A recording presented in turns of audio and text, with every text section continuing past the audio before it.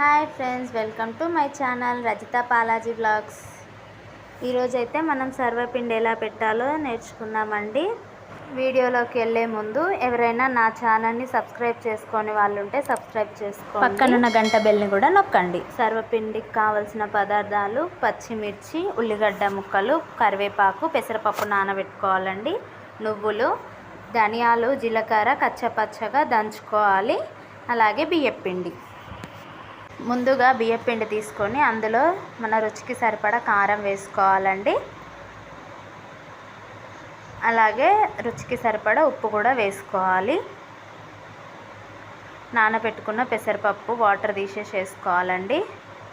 మనం కచ్చపచ్చగా దంచుకున్న జీలకర్ర ధనియాలు వేసుకోవాలండి, అలాగే నువ్వులు కూడా వేసుకోవాలి, అలాగే ఉల్లిగడ్డ ముక్కలు, పచ్చిమిర్చి ముక్కలు, కొత్తిమీరాకు ఉంటే కొత్తిమీరాకు వేసుకోవచ్చండి. నా దగ్గర కొత్తిమీరాకు లేదు.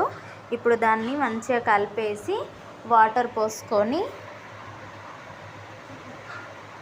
మరీ మెత్తగా కాకుండా చపాతీ పిండిలా కలుపుకోవాలండి.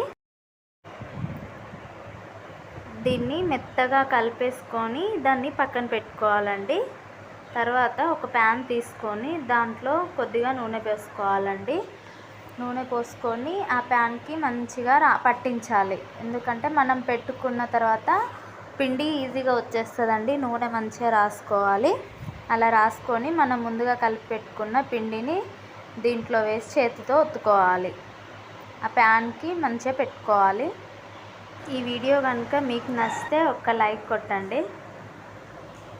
లాస్ట్లో దీనికి హోల్స్ పెట్టుకోవాలండి. ఇలా హోల్స్ పెట్టుకున్న తర్వాత అందులో కొద్దిగా నూనె కూడా పోసుకోవాలండి.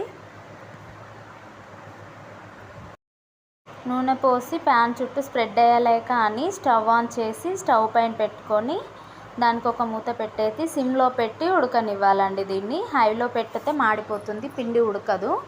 ఇట్లా మధ్య మధ్యలో మూత తీసి చూస్తూ తిప్పుకోవాలి ప్యాన్ని. ఇది తొందరగా ఉడికిపోదండి, మినిమం 15 మినిట్స్ పడుతుంది. 15 మినిట్స్ దాకా దీన్ని ఉడకనివ్వాలండి. 15 మినిట్స్ తర్వాత చూడండి, సర్వపిండి రెడీ. వీడియో కనుక మీకు నచ్చినట్లయితే లైక్ చేయండి, షేర్ చేయండి, కామెంట్ చేయండి. Thank you for watching.